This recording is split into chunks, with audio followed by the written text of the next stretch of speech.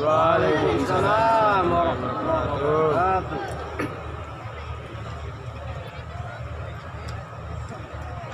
Alhamdulillahi wa bihi bada'na walau abadna ghairahu la syaqina ya habbadha rabbaw wa hubbadina wa habbadha muhammadun hadina laulahuma kunna wala baqina Allahu laula anta mahtadaina wala tasaddaqna wala sallaina fa anzilan sakinatan alaina wa thabbitil aqdama illa qaina nahnul ula ja'uka muslimina wal musyrikuna qad baghaw alaina idza aradu fitnatan abaina wa qad tada'a jam'uhum alaina tibaqal ahadits allati rawaina fardudhumullahu khasirina wassalatu wassalamu ala nabiyyina sayyidina wa maulana Muhammadin sayyidina wa maulana Muhammadin wa ala alihi wa ashabihi wa tabi'ina ajma'ina. Rabbi shrah li sadri wa yassir li amri wahlul 'uqdatam min lisani yafqahu qawli. Subhanaka la ilma lana illa ma 'allamtana innaka antal alimul hakim. Amma ba'du. Al-mukarramun, para alim ulama, para sesepuh dan tokoh masyarakat, bil khusus pengasuh pondok pesantren Rotil Quran Kiai Haji Fathullah Al-Wasi' beserta keluarga dan segenap dewan guru, yang terhormat Bapak Wakil Wali Kota Serang, hadirin hamba-hamba Allah sidang khataman yang dimuliakan.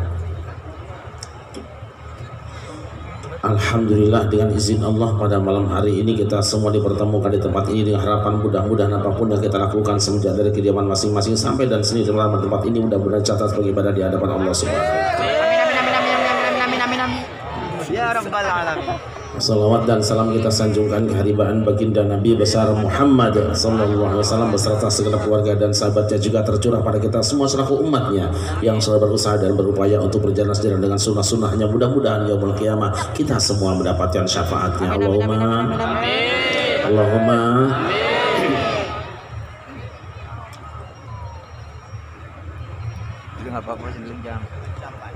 Jika seorang muslim ditanya, siapakah seorang suami teladan bagi kaum wanita? Jawabannya pasti suami itu adalah baginda Nabi besar Muhammad sallallahu alaihi wasallam. Jika dia ditanya siapakah seorang ayah yang paling berhasil membina anak keturunannya, jawabannya pasti ayah itu adalah baginda Nabi besar Muhammad. Jika ditanya siapakah seorang panglima angkatan perang yang paling dipatuhi oleh pasukannya dan disegani oleh lawan-lawannya, jika ditanya siapakah seorang pebisnis yang paling jujur dan sukses dalam bisnisnya, dan siapakah seorang pemimpin yang paling berhasil memimpin umatnya, jawabannya sama, dia adalah baginda Nabi besar Muhammad. Tetapi mungkin jarang di antara kita yang bertanya kenapa.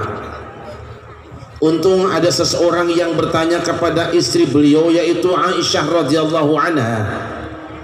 Karena memang seorang yang paling tahu tentang seorang suami tentu adalah istrinya, maka yang paling wajar bertanya kepada dia. Tidak masuk akal kalau ada orang yang bertanya tentang seorang kiai tapi bertanya kepada bini tetangganya. Apa yang dia tanyakan? Wahai Ummul Mukminin, sak jatosipun pekertinipun Kanjeng Nabi menika dos pundi? Ngerti apa ora ya? Saya tos nakri pakertos Kanjeng Nabi teh kumaha? Sebetulnya budi pekerti Kanjeng Nabi itu seperti apa? Aisyah menjawab hanya dengan 3 kata, kana khuluquhu al-Qur'an. Akhlaknya Kanjeng Nabi itu adalah Al-Qur'an. Dan termasuk di antara akhlak Al-Qur'an adalah memberikan kopi kepada kiai. Masya Allah. Hidung. Artinya apa? Oleh karena itu, barang siapa yang ingin tahu bagaimana cara makannya Rasulullah, baca saja dari awal Al-Fatihah sampai akhir An-Nas tentang ayat-ayat makan. Jika kesimpulanmu benar dengan apa yang kau baca, persis seperti itu cara makannya Rasulullah SAW. Jika engkau ingin tahu bagaimana cara tidurnya Rasulullah, bacalah saja Al-Quran dari awal Al-Fatihah sampai akhir An-Nas. Simpulkan jika benar kesimpulanmu tentang ayat-ayat tentang tidur, maka persis seperti itu tidurnya Rasulullah Sallallahu Alaihi Wasallam. Dan jika engkau ingin tahu bagaimana cara rumah tangga Rasulullah, bagaimana cara memimpin Rasulullah, bagaimana cara perang Rasulullah, bagaimana cara bisnis Rasulullah, baca saja dari awal Al-Fatihah sampai akhir An-Nas. Persis seperti itu baginda Nabi besar Muhammad. Misalnya Rasul minum, ini kayak gini. Nah, seperti itu. Ma'asyiral muslimin rahimakumullah. Kita ambil contoh bagaimana Rasul bahagia dan sukses dalam membina rumah tangga. Satu hari Rasulullah mengumpulkan istri-istrinya yang berjumlah sekitar 9 orang. Kemudian sesuai dengan pesan Allah disampaikan, in kuntunna turidnal hayatad dunya wa zinataha fata'alaini umatti'kunna wa usarrihkunna sarahan jamila. Wahai istri-istriku yang cantik dan manis-manis, katakan padaku jika kamu menghendaki materi dunia dan segala perhiasannya, disenangkan anjeun ku aing, tak seneng ke awakmu kabeh. Wa usarrihkunna sarahan jamila, tapi dalam saat yang sama aku akan kuserahkan kamu, akan kuceraikan kamu dengan sebaik-baiknya. Istriku, kau pilih, engkau akan menjadi orang kaya tanpa aku Muhammad, atau kau bersama Muhammad dalam keadaan miskin. Apa jawaban istrinya? Wahai Rasulullah, wahai kekasih Allah, wahai suamiku sayang, daripada aku punya dunia dan seisinya tanpa dirimu, lebih baik aku tidak punya apa-apa asal diperkenankan aku tetap bersamamu. Allahu Akbar. Bagaimana kira-kira dengan istri Pak RT di sini?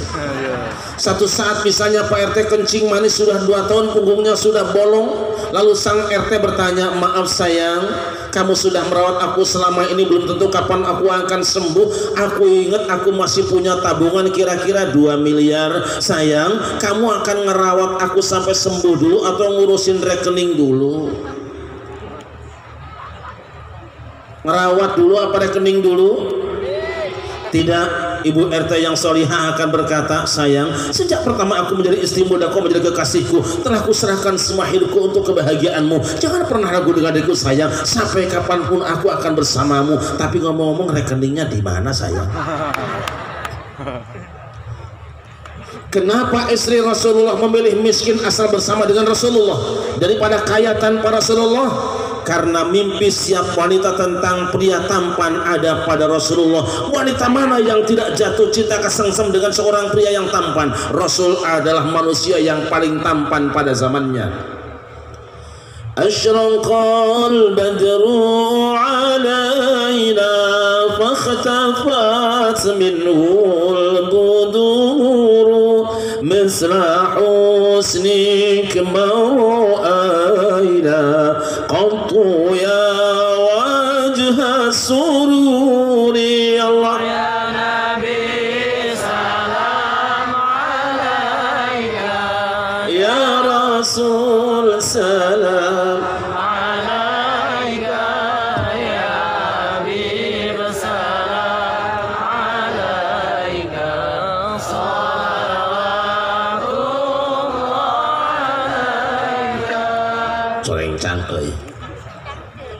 Anta syamsun anta badrun anta nurun fawqa nuri anta iksiru wa ghali anta misbahu suduri. Allah Ya Nabi salam alaika ya Rasul salam alaika ya Habib salam alaika salawatullah alaika.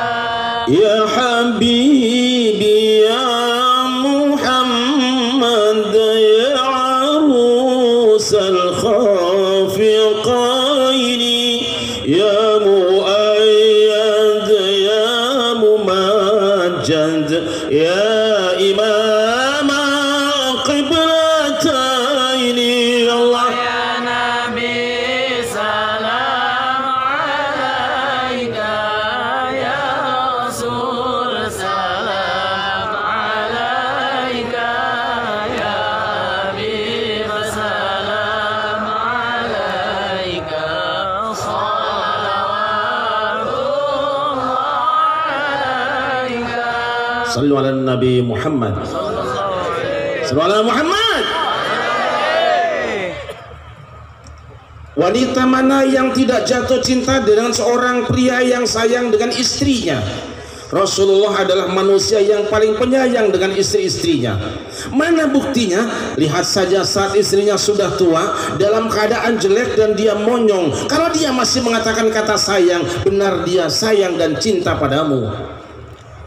Jadi ibu-ibu kalau ingin tahu apakah suamimu sayang atau tidak, lihat nanti saat umurmu sudah tua, kamu sudah jelek, manyun, lihat suamimu. Kalau dia mengatakan kata sayang, pertanda dia memang seorang pria penyayang. Sebab apa? Kalau wanita yang masih muda, cantik, senyum, jangankan suaminya, wakil wali kota demen melihatnya. Betul apa tidak? Betul apa tidak?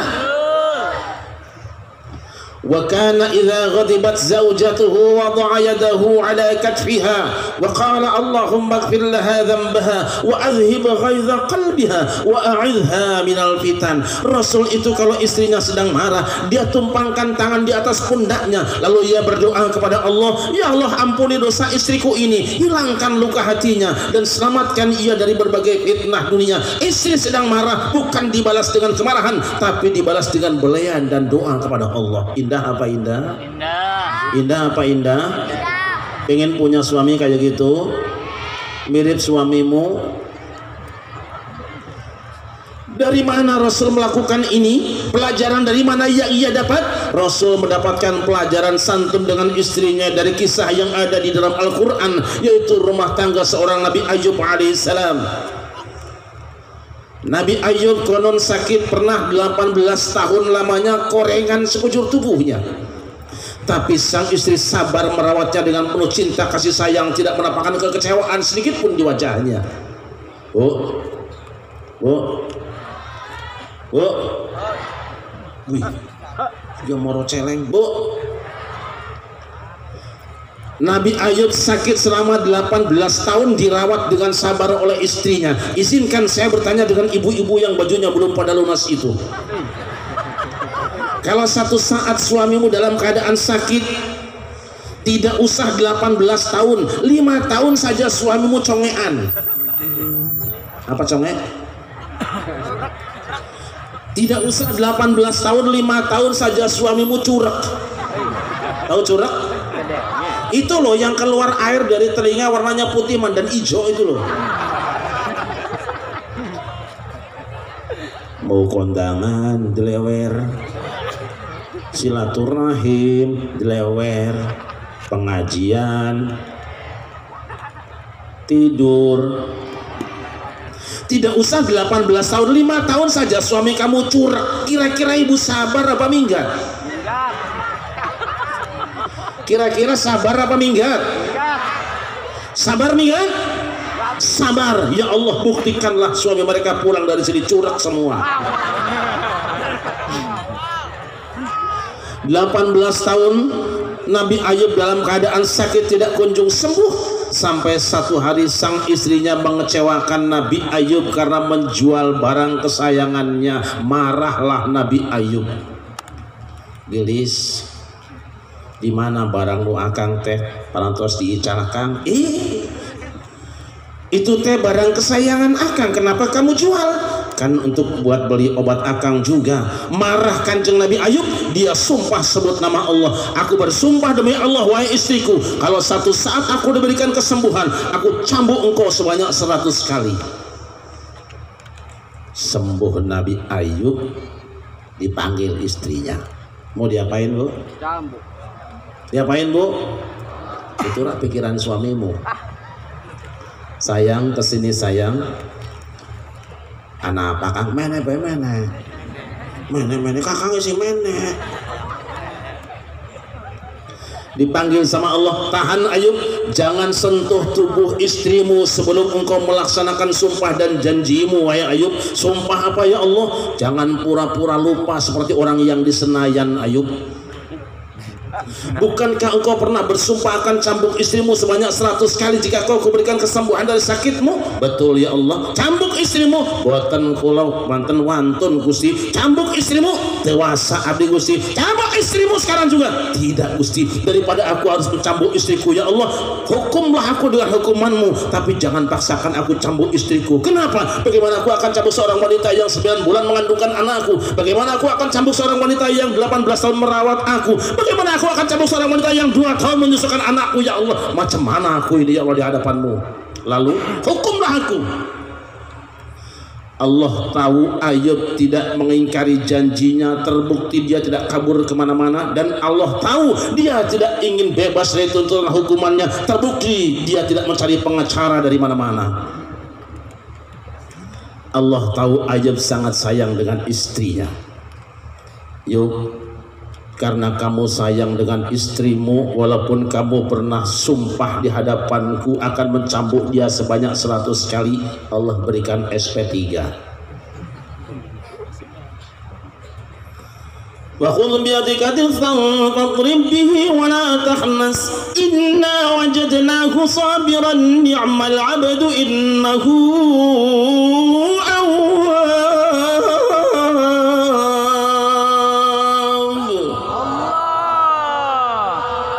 jelek-jelek pemain musabaqah nasional loh. Sallu ala Muhammad. Sallu ala Muhammad.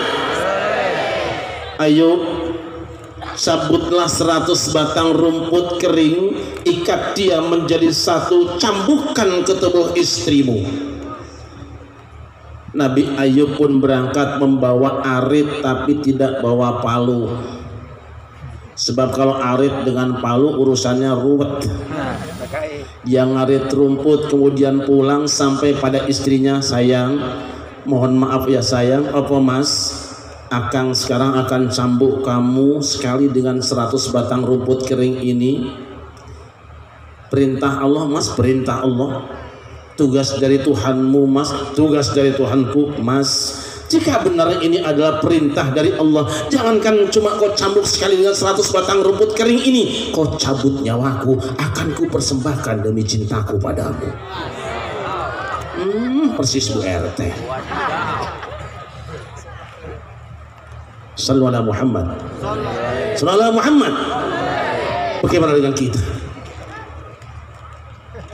Apa yang akan kita lakukan ketika istri kita mengecewakan? Kita akan tunjuk mukanya dengan telunjuk sambil dengakkan ke belakang. Ketika sang istri menangis, apa jawaban suaminya? Simpan saja air matamu, takuna engkau menangis. Hatiku tak akan mencair dengan seduh sedanmu itu. Enak apa enak? Lagunya siapa? Haji. Ketika sang istri semakin keras tangisannya, dia merengek minta kasihani. Apa yang dilakukan sang suami? Mentang-mentang pemain badminton, dia cemes kepalanya. Jebret, walaupun tangis mudara, hatiku tak akan iba. Aku sudah bosan melihat permainan sandiwaramu. Enak apa enak? Enak ngaji apa nyanyi? Enak dua biji ngaco gue. Enak 2 biji. Hamba Allah yang dimuliakan. Kenapa Rasulullah menjadi seorang dai yang paling berhasil dalam dakwahnya? Karena Rasul di dalam berdakwah membaca Al-Quran, tidak baca yang macam-macam. Apa yang dia ambil pelajaran di Al-Quran, dakwah yang ada di dalam Al-Quran. Lihat, Nabi Muhammad membaca kisah Kanjeng Nabi Sulaiman di dalam Al-Quran. Apa Kanjeng Nabi Sulaiman? Nabi Muhammad juga baca kisah Kanjeng Nabi Musa dalam Al-Quran. Apa Kanjeng Nabi Musa? Nabi Muhammad juga baca kisah Kanjeng Nabi Ibrahim dalam Al-Quran. Apa Kanjeng Nabi Ibrahim? Kita ambil contoh malam ini satu saja tentang Nabi Musa. Karena apa? Karena waktunya tadi Kiai mintanya jam 10:30 sampai 10:30. Ini sudah jam berapa, Bu? Oh, jam 1. Jam 1 ya? Berapa? 1 ini jam. Lihat Kanjeng Nabi Musa. Kanjeng Nabi Musa ketika berdakwah yang dihadapinya siapa? Fir'aun, syaitonir rajim. Hebatnya Kanjeng Nabi Musa lagi megangin tongkat begini. Ditanya sama Allah, wa ma tilka biyaminika ya Musa, itu di tangan kanan kamu apa Musa? Ini tongkatku ya Allah, tempat aku cari bertelekan berjalan buat cari makanan kambing dan seterusnya. Apa artinya tongkat? Tongkat artinya adalah kayu. Kayu yang mana? Ranting pohon. Ranting yang mana? Ranting yang sudah tidak ada kulitnya, ranting yang sudah tidak ada daunnya, tidak ada bunga dan buahnya. Bahkan ranting yang sudah terpisah dari pohonnya, dia adalah sampah masyarakat. Walaupun tongkat adalah sampah masyarakat, oleh Kanjeng Nabi Musa dibawa pengajian dan kemana-mana. Wahai Pak Wakil Bupati, jangan abaikan para preman. Satu saat bisa jadi mereka akan jadi pahlawan yang berjuang untuk negerinya. Allahu Akbar. Kiai Fathullah tidak usah milih-milih santri. Siapapun yang akan datang ke sini, mau ngaji, mau preman, mau bajingan, sama. Kita tidak tahu mana yang lebih mahal. Buktinya mana? Dulu cuma bongkahan batu yang berada di tanah, begitu diangkat, digosok, meling, keluarlah jarongnya. Itulah batu black opal kali gosoknya. Tongkat, kata Allah, lemparkan wahai Musa. Ketika dilemparkan, tiba-tiba tongkatnya berubah menjadi ular. Takut Nabi Musa aja beti kon mus kalem bewis ayem tong sieun sia. Begitu diambil ularnya kembali menjadi tongkat. Ini ilmunya orang Serang dulu. Orang Serang dulu kalau zikir, kalau wiridan, tiba-tiba muncul ular, tangkep jadi keris, tak eta ilmu. Nah, jelas sama jelas? Jelas sama jelas? Makanya Pak RT, kalau besok panjenengan sedang zikir tiba-tiba ada ular, tangkap, insya Allah. Masuk mati. Oh, biar kowe. Untungnya latih. Dan ibu-ibu kalau besok malam Jumat setelah panjenengan baca doa Bismikallahumma ahya wa bismika amutu, tiba-tiba ada ular, Getu-getan.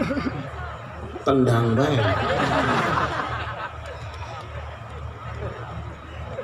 Kanjeng Nabi Musa dituduh sebagai teroris oleh Fir'aun. Dipanggil oleh Fir'aun, dia tidak mundur, dia berangkat dan tidak mengerahkan pasukan, tidak melakukan demo-demo, dia bertanggung jawab, dia bawa tongkatnya. Ketika sampai di hadapan Fir'aun, para kabinet menterinya Fir'aun melemparkan tali-talinya, berubah menjadi ular. Walla mudbira walam yaqib. Musa nengok ke belakang, tidak berani melihat ular. Sieun aing ku orai mah euy. Allah bilang, Mus aja khawatir, kok aja wedi, tenang sireu, ayo mbak. Ini bukan tugasmu, ini adalah jobnya tongkatmu. Tugasmu apa? Tugasmu lemparkan tongkatnya, klik dia, enter dia, nanti dia menginstal sendiri. Mantap. Begitu tongkatnya di-upload, berubah menjadi ular yang sangat besar, dimakanlah ular-ular tukang sihir, habislah ular tukang sihir, menanglah Musa, takluklah tukang sihir, masuk Islamlah tukang sihir, keoklah Fir'aun. Jasa siapa? Jasa siapa? Jasa tongkat. Jangan menghina preman. Jelas? Jelas? Kanjeng Nabi Musa dikejar oleh Fir'aun ketika berada di tengah gurun Sahara kekeringan, tidak ada air karena berangkatnya tanpa aqua. Bingung para sahabatnya, mana geus salabhab kieu ya. Lalu umatnya minta, wahai Kanjeng Nabi Musa, mohonlah kepada Allah supaya turun hujan. Wa idh istasqa Musa liqaumihi faqulna idrib bi'asaka al-hajar fanfajarat minhu 12 'ayna qad 'alima kullu unasin mashrabahum kulu washrabu min rizqillahi wa la ta'thaw fil ardi mufsidin.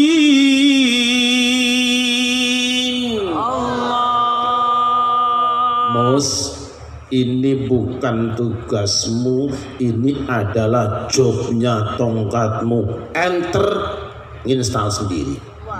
Idrib bi'asakal hajar, pukulkanlah tongkatmu ke gunung batu. Setelah dipukulkan tongkatnya, memancarlah 12 mata air. Minum semua, masak semua, mencuci semua, mandi semua, beres urusannya semua. Jasa siapa? Jasa siapa? Jangan menghina orang kecil. Musa dikejar oleh Fir'aun sampai di pinggir lautan, sudah jaraknya seperti ini. Inna lamudrakun, wahai Kanjeng Nabi Musa, kita akan kena ini. Kata Nabi Musa, inna ma'iyya rabbi sayahdin. Tenang saja, ada pengurus besarnya, nanti juga ada instruksi dari atas. Ada di antara pasukan Nabi Musa yang selfie dengan lautan, jepret, dikirim ke istrinya, sayang ini kenang-kenangan terakhir, mungkin kau melihat wajahku di pinggir pantai, sebentar lagi aku akan mati di sini. Ada yang selfie dengan Fir'aun, sayang lihat ini gambar wajah Fir'aun yang jelek itu, mungkin aku akan dibunuh sama dia. Selamat tinggal sayang, sampai bertemu di surga. Selfie pegawaian teh. Lalu Allah turunkan perintah, idrib bi'asakal bahr fanfalaqa fakana kullu firqin kattawdil azim. Wahai Musa, pukulkan tongkatmu ke lautan, terbelahlah lautan menjadi seperti dua gunung yang terbelah, tengahnya seperti jalan tol. Eta si Fir'aun yang anti Nabi Musa, begitu jalan tol jadi mah milu weh make eta. Padahal kemarin mah anti banget sama Musa teh. Begitu udah jadi mah jalan tol make juga. Jelas apa jelas? Jelas. Makanya jangan menghina orang urung melu nganggo bel. Nyeberanglah Kanjeng Nabi Musa sampai di ujung lautan. Fir'aun juga mengikutinya. Pukulkan sekali lagi wahai Musa, dipukulkan tongkatnya. Keremlah Fir'aun, mutarlah Fir'aun, merdekalah NKRI, Negara Kesatuan Rakyat Israel, menanglah Musa dan pasukannya. Jasa siapa? Jasa siapa? Jangan menghina preman. Nih dakwah, makanya dakwah tidak boleh menghina, tidak boleh mengejek, tapi kudu mengajak. Jangan menghina, tapi kudu membina. Hati-hati. Ini hebatnya Kanjeng Nabi Musa. Lihat hamba Allah, dakwah Kanjeng Nabi Muhammad sukses karena membaca kisahnya Kanjeng Nabi Sulaiman. Siapa Sulaiman? Nabi Sulaiman itu adalah manusia yang bisa komunikasi dengan segala makhluk. Wa husyira li Sulaiman junuduhu minal jinni wal insi wat tayri fahum yusaun.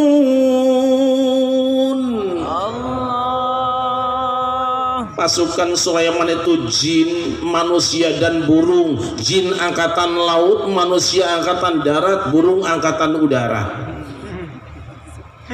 Monyet ngobrol, ayam ngobrol, kambing ngobrol, kucing, semua hewan bisa komunikasi dengan Sulaiman. Artinya apa? Hai kamu seorang dai, wahai kamu seorang ulama, wahai kamu kiai, hendaknya kamu bergaul dengan semua lapisan masyarakat. Hendaknya kamu mengerti bahasa mereka. Kamu kudu ngerti bahasa burung, kamu ngerti bahasa kucing, kamu ngerti bahasa monyet. Bahkan di hadapan Kanjeng Nabi Sulaiman, kambing makanan macan bisa ngobrol bareng dengan macan. Ini ilmunya Kanjeng Sunan Kalijogo kayak gini nih. Bareng dengan dukun, pakaiannya kayak dukun. Bareng dengan kori, lagu korinya nggak kalah-kalah teuing. Bareng dengan ulama, maca kitabna mororok taeta nu bener. Maka seorang dai kudu memiliki jurus-jurus Kanjeng Nabi Sulaiman. Hatta idza atau ala wadin naml qalat namlatu ya ayyuhan naml udkhulu masakinakum la yahtimannakum Sulaiman wa junuduhu wa hum la yash'urun.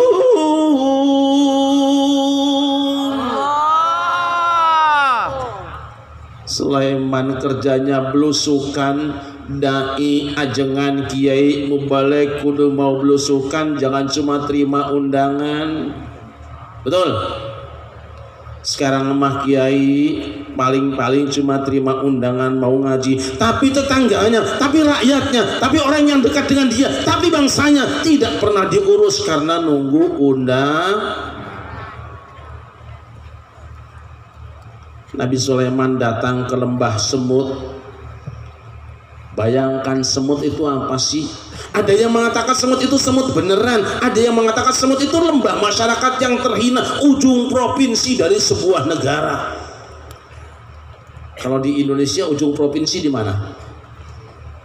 Provinsi yang paling timur di mana? Ya orang ngerti aja. Kalau film Jepang yang suka bisa terbang ada kiciran di kepalanya, siapa namanya? Nyawon siapa? Kalau istrinya Jamal Mirdad siapa bu? Tahu lagi tuh nenek-neneknya. Dikunjunginya, dia belusukan ke tempat itu. Prestasi Sulaiman apa? Terlalu banyak prestasinya. Tapi intinya adalah Kanjeng Nabi Sulaiman komunikatif dengan seluruh lapisan masyarakatnya. Sukseslah Kanjeng Nabi Muhammad dalam dakwahnya. Sallu ala Muhammad. Sallu ala Muhammad.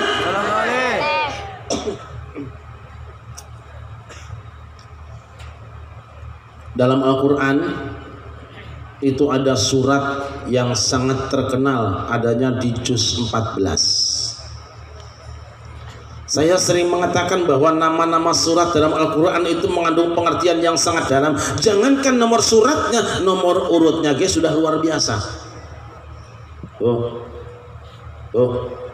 Saya tanya, di dalam Al-Quran ada surat Ali Imran nomor berapa?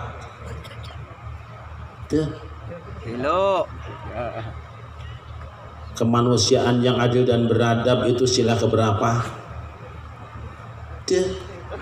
Persatuan Indonesia nomor berapa? Di dalam Al-Quran itu ada surat-surat yang nomor urutnya saja sudah mengandung isyarat yang sangat luar biasa. Contohnya di dalam Al-Quran ada surat yang namanya surat Ali Imran yang berarti keluarga Imran, dia nomor 3. Kenapa keluarga Imran nomor 3? Karena yang namanya keluarga lengkapnya kalau sudah 3, ayah, ibu, dan anak.